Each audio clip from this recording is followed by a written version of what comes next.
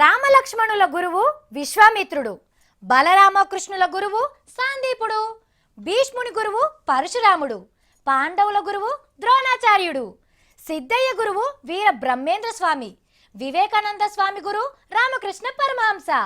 గిట్ల గురువులు వాళ్ళ శిష్యులకు పాఠాలు చెప్పి గొప్పలను తయారు చేస్తే మన సీఎం కేసీఆర్ సార్ కూడా వాళ్ళ పార్టీ కార్యకర్తలకు పెద్ద గురువు లెక్క ఎట్లా పాఠాలు చెప్తున్నాడో చూడండి. నాగార్జున సాగర్లా గులాబీ స్కూల్ నడిచింది కదా, గన్లనైతే సీఎం సారు విద్యార్థి లెక్క మంచిగా పాఠాలు విన్నాడు. వెనకసిరి టీచర్ లెక్క చక్కటి పాఠాలు చెప్పిండు. ఇక క్లాస్ల పెబ్బ కాబట్టి ముంగటి లైన్లా ఫస్ట్ కుర్చీలో కూర్చున్నాడు.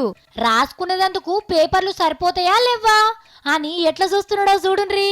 పక్క పొంటి కేకే సార్ గిట్ల ముచ్చట్లు పెడుతున్నా కేసీఆర్ సార్ అయితే చెవులు నిక్క పెట్టి పాఠాలిన్నాడు.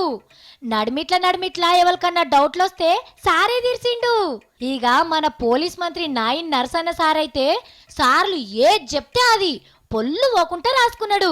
కేసీఆర్ సార్ విద్యార్థి అవతారం ఒడిచినాక టీచర్ అవతారంలకు మారిండు. సీఎం సార్ పాఠాలు చెప్పేటప్పుడు ఎంటు కూసి కింద పడ్డా సప్పుడు వినిపించేటంత సైలెంట్ గిన్నారు అందరూ. కొత్త కొత్త ముచ్చట్లు తెలుసుకునేందుకు సారు ఎంత తండ్లాడేటోడో చెప్పుకొచ్చిండు. నేను రాజకీయ నాయకుని కావాలని నా జీవితంలో అనుకోలే. నా లైన్ వేరు, అదంతా కల్చరల్ లైను, అసలు ఇంటలెక్చువల్ లైన్ నాది. నేను 70-80 వేల పుస్తకాలు చదివిన, మీకు చాలామందికి తెలియదు.